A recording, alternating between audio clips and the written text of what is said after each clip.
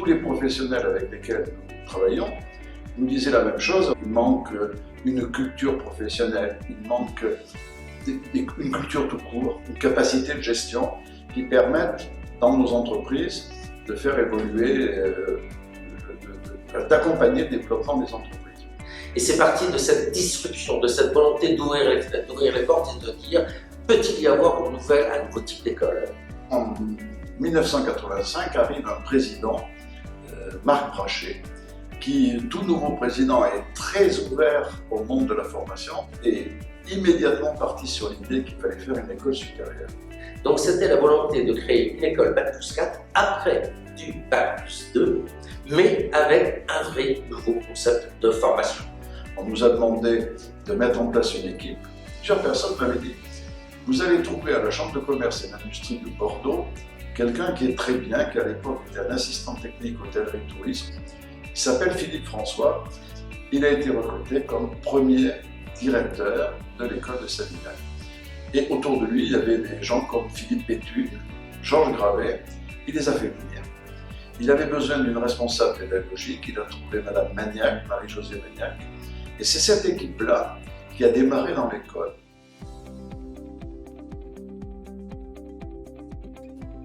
Le lieu, déjà la Dordogne, et ensuite le lieu de Savignac, les églises, c'était un lieu de gastronomie, c'était un lieu de tourisme.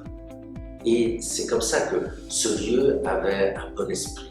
L'école de Savignac a été construite dans le parc d'un hôtel-restaurant qui était un relais-château. C'était un établissement qui était de renommée nationale puisqu'il y avait 2 macarons Michelin. Le restaurant était le passage obligé de nombreuses célébrités, oui, Catherine Deneuve, des écrivains, Mauriac, André Mauroy est venu manger ici. Ce qui était au départ une faiblesse de l'école, son caractère un peu isolé, perdu dans la nature, on a essayé d'en faire très vite une force.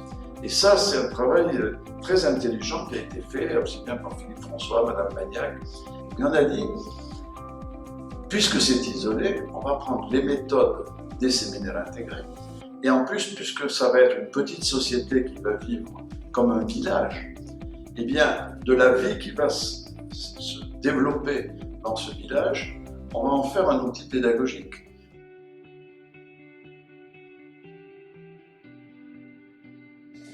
Oui, ben après 30 ans, même bientôt 31, je suis encore à Savignac. Et je pense que je vais y rester jusqu'à la fin de ma carrière.